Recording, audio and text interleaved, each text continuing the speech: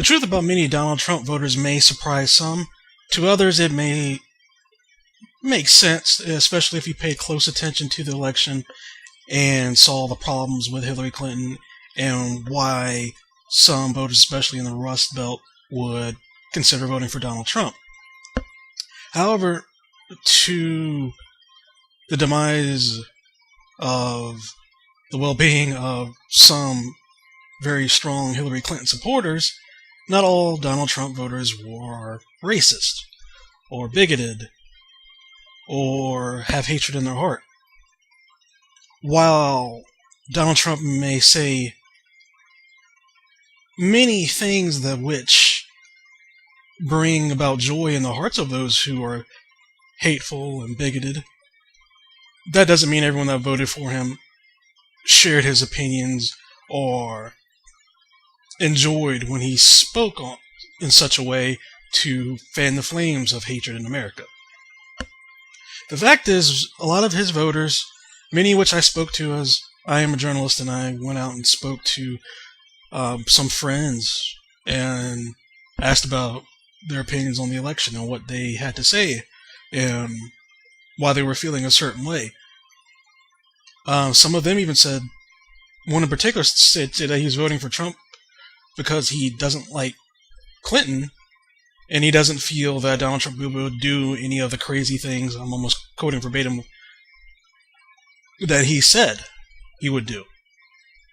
Well, whether that's true or not isn't at the crux of this conversation here today. What I mainly wanted to focus on is the fact, not the actual truth value of, is Donald Trump ever going to be able to do like a Muslim registry? Is he going to be able to, is he going to push the Supreme Court to pull back marriage equality, or any of these insane building the wall, all these principles trying to build a wall, or any of these outlandish ideas that he threw out there during the election those especially white nationalists, white supremacists enjoy. That's not what this is about. It's why many individuals voted for him. And still to this day, I'm seeing those who were Hillary Clinton supporters or those who just don't understand how the United States of America would vote for Donald Trump. They're still saying it's all about sexism, racism, and hatred.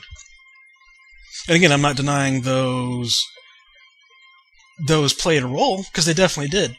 But the fact of the matter is, are those with those ideals going to vote for Hillary Clinton or almost any Democrat in the first place? The answer is usually probably no. Now, I'm not going to completely brush this. Again, I'm not going to completely brush aside the sexism and all the hatred role that would play, because of course there probably were some independents who don't feel comfortable voting for a woman, and that just made them either A, not vote, or B, vote for Donald Trump.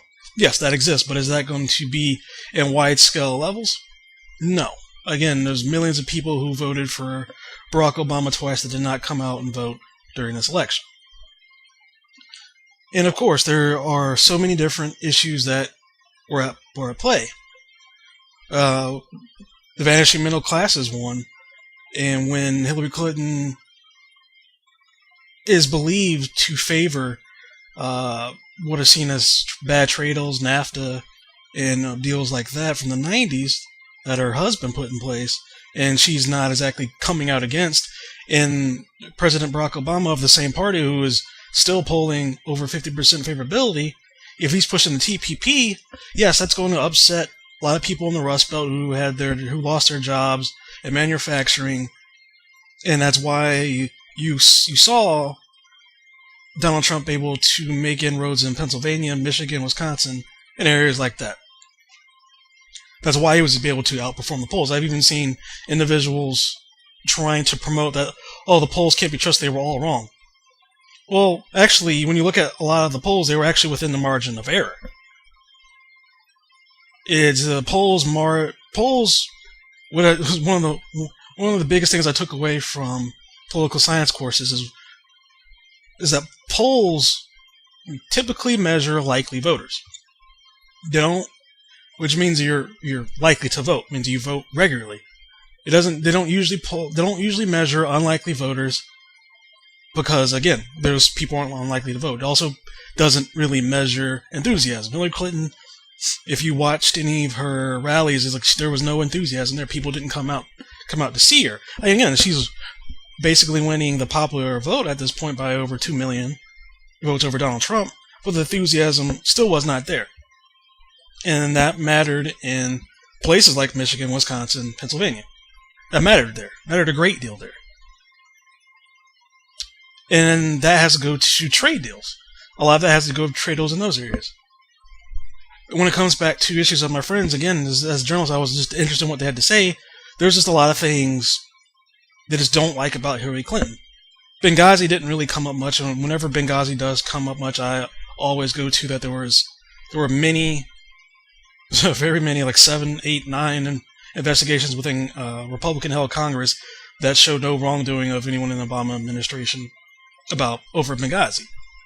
Trey Gowdy tried, and there was just nothing they could pin on anyone. And that's not even to mention all the other incidents that have happened that were similar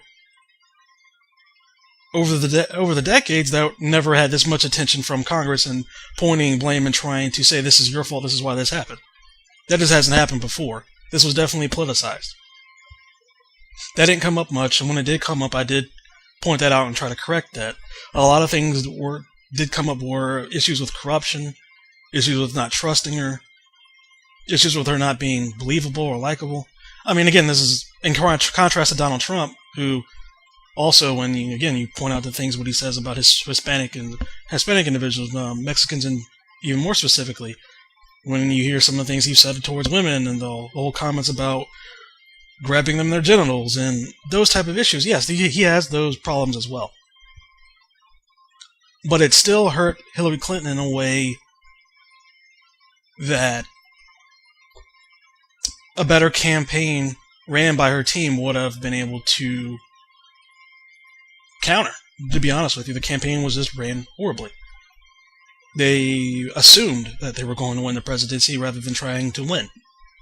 So there were a lot of things that happened there. So there's a lot of independents who, again, A, did not vote, or B, decided to vote for Donald Trump. And a lot of those individuals who said they were undecided up until the day before the election were more than likely just Trump voters who didn't even want to admit to pollsters that they were going to go vote for Donald Trump. That's definitely seems to be what the case was. So a lot of these voters went on, because what gets under my skin a little bit, just because I had to study it and the scientific issues of it, is a lot of people think into the terms of liberal and conservative. You're either liberal or you're conservative. And that's just not the case. There's many individuals on the left who are not liberal. Progressives are further to the left than liberals. A Democratic socialist like Bernie Sanders farther to the left than liberals. Modern-day liberals, third-way Democrats are very different than what a progressive is. Donald Trump, for example, had a populist appeal while being against trade deals, but while also storing up, well, be able to rally a base of hatred and white nationalist support. That's extremely new, and some parts that are disturbing.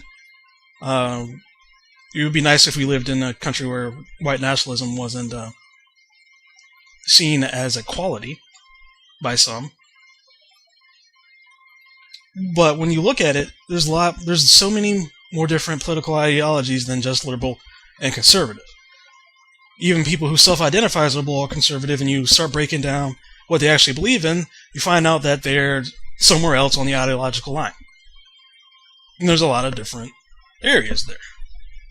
For example, a moderate Republican is different than a conservative Republican. A libertarian is different from a moderate Republican. I mean, there's so many different issues there or ideologies there that I think a lot of people just don't think about. And they just self-identify as liberal or conservative.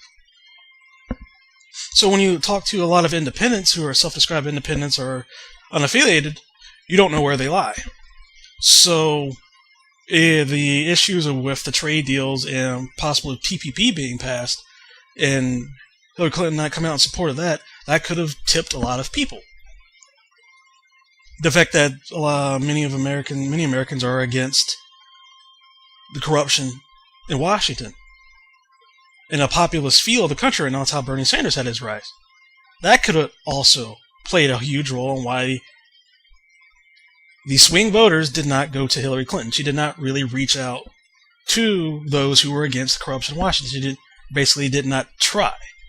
She actually tried to go get support from the establishment Republicans. So there's been a lot of talk whether or not Donald Trump is really conservative.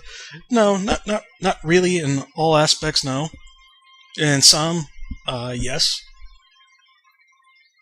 So he was able to get enough voters who were independents to vote for him, while Hillary Clinton wasn't able to get progressive voters, and she wasn't able to get enough independent voters to overcome Donald Trump.